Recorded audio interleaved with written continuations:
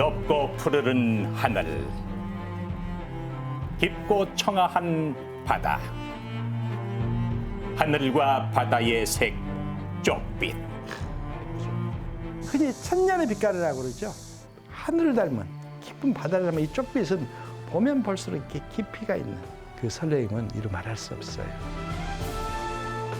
식물에서 추출한 천연염료로 물들여내는 자연의 색. 사라진 우리의 전통 쪽빛을 되찾고자 노력 중인 대한민국 1% 정관채 염색장입니다. 예로부터 비단 직조 기술과 쪽 염색이 발달한 것으로 유명한 전라남도 나주시. 흔히 지금 나주 배가 네. 유명하잖아요. 조선시대 때는 목화를 심어서 배틀에 앉아서 손으로 짠 셋골나이라는 그런 옷감 짜는 말이에요. 나주배 이전에 염직 문화가 이렇게 발달됐던 것이에요. 그랬군요. 특히 셋골 마을 사람들은 영산강이 자주 범람하면서 벼 대신 쪽을 키우기 시작했고 바다와 가까워 염료를 만드는 데 필요한 재료들을 손쉽게 구할 수 있었는데요. 네.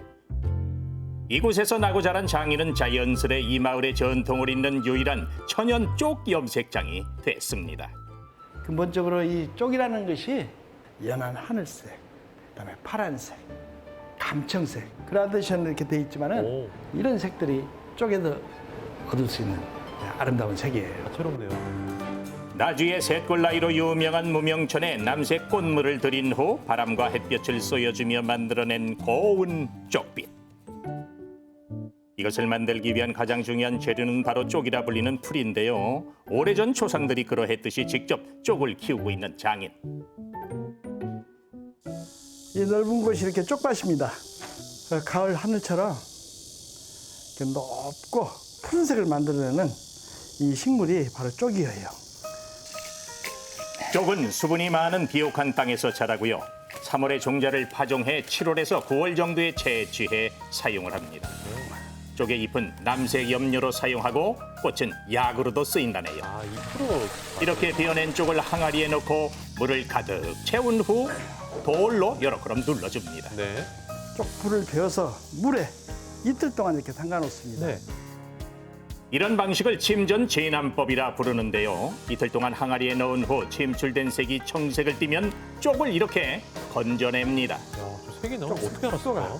이틀 동안 이렇게 아, 물에 이거 유출되어 신기하다. 나왔다는 그렇죠. 거예요. 너무 신기하다. 이 시기가 아주 적당히 아니, 초록색 풀인데 어떻게 저런 푸른 빛이 나오지? 건져진 쪽은 다시 거름으로 사용된다네요. 네. 자, 이번엔 어디를 또 가시는고 하니 장독 안에 고이 모셔진 하얀 가루. 요새 정체는 뭐던가요? 뭐예요? 이게 굴껍질을 이렇게 구워놓은 이렇게 빠지 않아도 이렇게 가루가 돼버려요.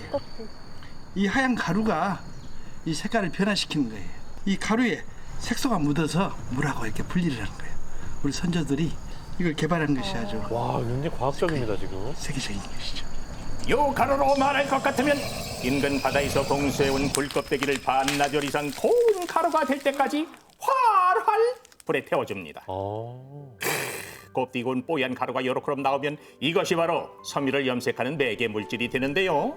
적당량의 석회를 조금씩 넣어주면서 쪽물과 석회가 고루 섞이도록 가루를 저어줍니다. 넣으면은 처음에 이렇게 미색으로 변했다가 또 이렇게 갈색으로 변해요. 초록색으로 변하고 초록색은 또 청록색으로 변하고. 이때 중요한 건 석회는 가라앉으려는 성질이 있기 때문에 항아리 밑바닥까지 세게 고무래질을 해줘야 하는데요.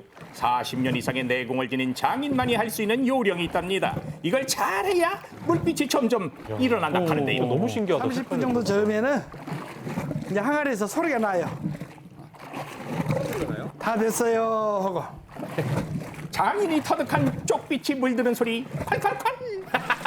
자, 오셔서 들어보세요. 항아리에서 무슨 소리가 나나. 네. 자, 다 됐다는 소리가 납니다. 자, 과연 어떤 소리가 날까요? 와, 시원해. 폭염 무더위에 이 탄산음료 소리가 색이 잘 만들어졌다는 신호면서 대화예요. 저울수록 물빛의 거품이 일면서 옥색에서 하늘색으로, 하늘색에서 푸른색, 그리고 가지색이 돼 꽃거품이 일어나게 되는데요. 와. 네, 그렇게 하루가 지난 쪽색소는 석회와 함께 모두 밑으로 가라앉게 되고요. 항아리에 맑은 물은 기울여서 버리면 밑에는 파란 색소 앙금만이 남게 되는데요. 이럴 수가 있구나, 색깔이. 네, 여기서 끝이 아닙니다.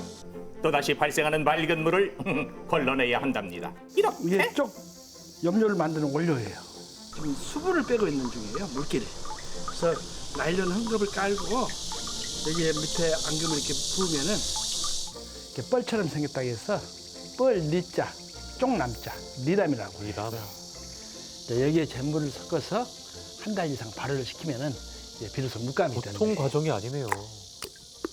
잿물을 넣은 후 색소가 많이 올라올수록 항아리 속의 물빛이 달라지는데요. 이때에도 날씨와 기온 등에 따라 쪽이 올라오도록 고무래질은 필수.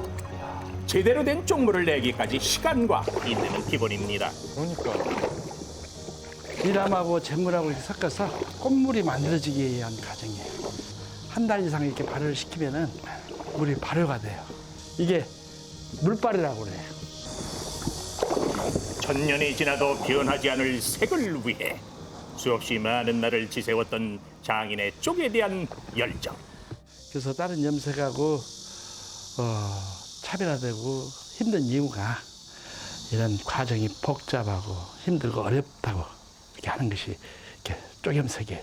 그러나 그만큼 결례도가 좋아서 천년이 갈 수 있는 이 쪽이 오래가는 바로 하늘을 닮은 쪽빛입니다. 쪽을 재배하고 그것을 이용한 천연 염색법을 되살려낸 장인의 굳은 신념이 오늘날의 쪽 염색의 명맥을 잇게 해줬는데요. 아버지 저 왔어요. 아니? 네, 안녕하세요.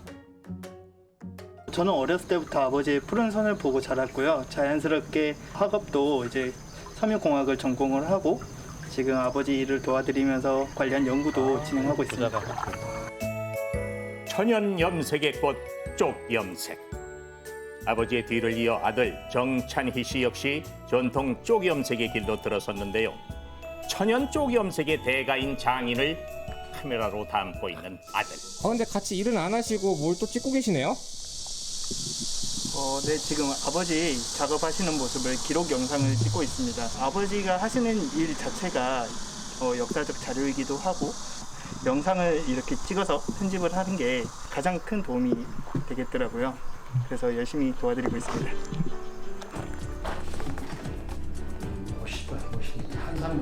장인에게 전수받은 전통 염색 기법으로 조금 더 세련되고 현대적인 작품을 만들고자 노력 중인 아들. 우와. 아버지와 함께 천년의 쪽빛을 일궈내기 위해 한 걸음씩 발걸음을 내딛고 있는 중입니다. 다음 세대를 이어갈 아들이 있어 든든한 장인. 두 사람은 쪽 염색을 지키고 알리는 일에 인생을 걸었습니다. 자, 드디어 고대하던 쪽빛을 만날 시간. 이거를 남색이 아니라 녹색, 노란빛이 이렇게 돌죠. 색이 다른데? 네, 이게 바로 공기와 햇빛을 만나면은 우리가 원하는 신기하다. 쪽빛으로 토해내는 거예요. 전통 섬유의 쪽빛이 더해질수록 장인의 손색도 짙어지는데요. 내 손한테 이렇게 미안하죠, 이게. 항상 이렇게 혹사시킨 것 같아요. 항상 푸르시겠네. 자연스럽게 이게 때와 같이 이렇게 빠지기를 기다리고, 그러나 이 쪽빛은 정말 나의 분신이기 때문에 내가 봤을 때는 자랑스러운 거죠. 아름답기만 하는 거죠. 손에 쪽물이 빠질 날이 없는 장인의 쪽 염색 인생.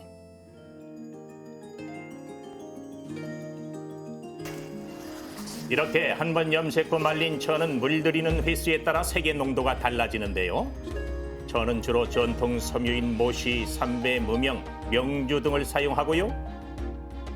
종류에 따라서 의류, 스카프, 가방 등 다양한 제품으로 완성됩니다. 예쁩니다. 곱네요. 바람에 살짝 할 때 한 가지 색으로 안 보여요. 이게 사람의 감성적인 아름다움을 자아내게 하는 것이죠. 또 우리 민족이 하늘을 이렇게 숭상했듯이 하늘의 색이잖아요. 겸허한 마음으로, 새로운 마음으로, 새로운 디자인에 주력을 다할 겁니다. 자연의 색으로 전통 섬유의 혼을 불어넣고 있는 장인. 새로운 도전을 향한 장인의 끝없는 노력을 응원합니다. 장인 파이팅!